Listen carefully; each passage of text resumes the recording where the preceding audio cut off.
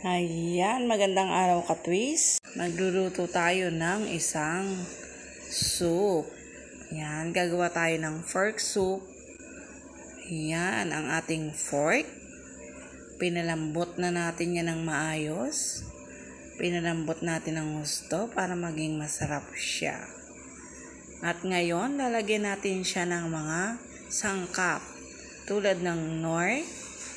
At lalagyan din natin siya ng mga gulay. Siyempre, yan ang saging na saba. Ang saging na saba, nilagay natin ang saging na saba. Isinunod natin ang mais. Yan. Optional naman ang paglalagay niyan. Lagyan din natin ang siling haba. At okra. Kasi gusto ko yung may okra dahil maganda yan sa katawan. Dagdagan natin ng konti pang water. At hintayin lang nating mag-boil yan. Yan. Yan ang ating mga gulay na masustansya na kailangan ng ating katawan. Lagyan natin siya ng pampalasa. At syempre, hintayin natin ang paggulo niya. At pag nagkulo siya, at pag kumulo na siya, okay na siya. Diba? O eto na, kulong-kulo na, diba? Ngayon ilalagay naman natin ang another gulay natin para mas masarap. Lagyan natin siya ng pechay Tagalog. Yan. Yan ang ating pechay Tagalog. Super sarap niyan. Ilalagay natin na ganyan. At alam nyo ba, sa sobrang sarap niyan, kahit ganyan lang ang pagkain natin, kahit walang kanin, okay lang. Basta yung mga gulay na dyan. Dahil sa sobrang lamig ng panahon, umuulan pa. So, ayan, nilalagay na natin sa ibabaw yung meat at saka yung ibang okra, yung ibang gulay para at least maluto yung ating pechay. Yan. Nalagay natin dyan yung ibang mais sa ibabaw para mapailaliman naman yung ating gulay na bagong lagay. Yan. At least yan, pag kinain natin, super sarap na. Kahit yan lang, okay na. At lalagyan pa natin yan ng pampalasa para masarap, di ba? Parang not enough, lalagyan pa natin yan ng pampalasa. Kulang pa yung lasa niya. Lalagyan natin siya ng sili. Yung para maanghang, yung manginginit ang ating puwet. Siyempre, ayan. Boil na siya. Lagyan natin ng sili powder yan. Yung syrup flex. Para mas masarap, di ba? Ayan. Boil na siya. Wow, hintayin lang natin siyang maluto. At pwede na natin siyang kainin. O, ayan, di ba? At ngayon naman, lagyan natin ng katiting meso. Kasi hindi pa tama yung lasa niya. Yan, luto na yung mga gulay natin. Pwede na yan. At ngayon naman, ipakikita ko sa inyo ang isa pang luto. May isa pang luto pero unique siya. Diba? Ayan, boil na. Hintayin lang natin. At ito, mag-isa tayo ng, hindi natin igigisa, kumbaga prito-prito. Prepirituhin natin yung chicken. Prito-prito lang na ganyan.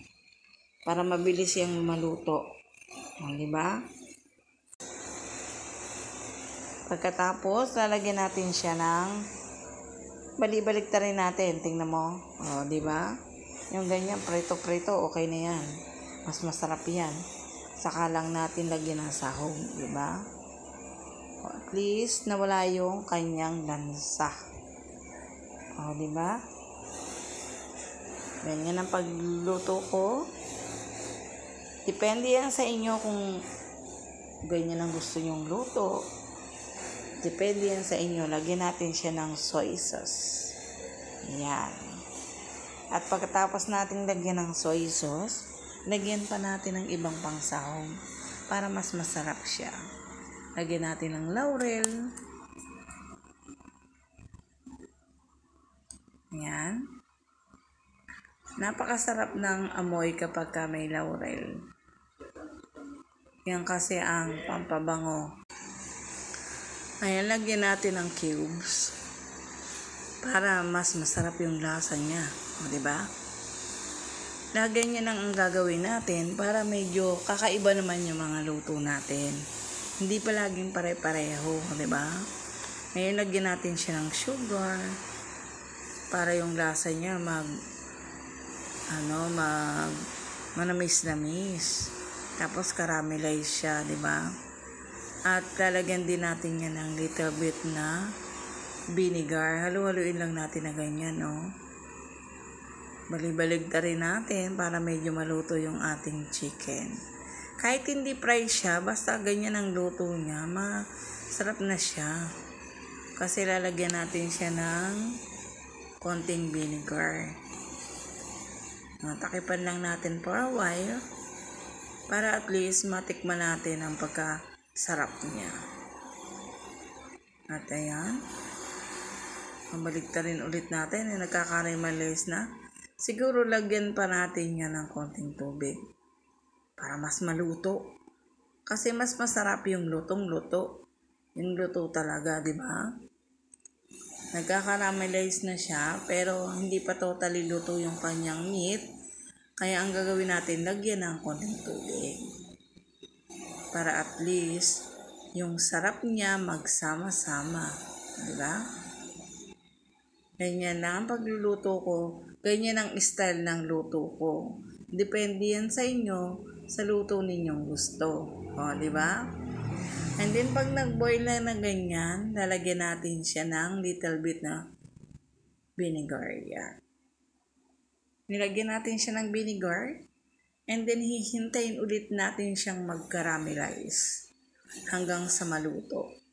At yun na ang pinakamasarap na punto, di ba? Lagyan natin ng sili flakes. At eto na. Eto na ang ating caramelized na chicken. Thank you for watching.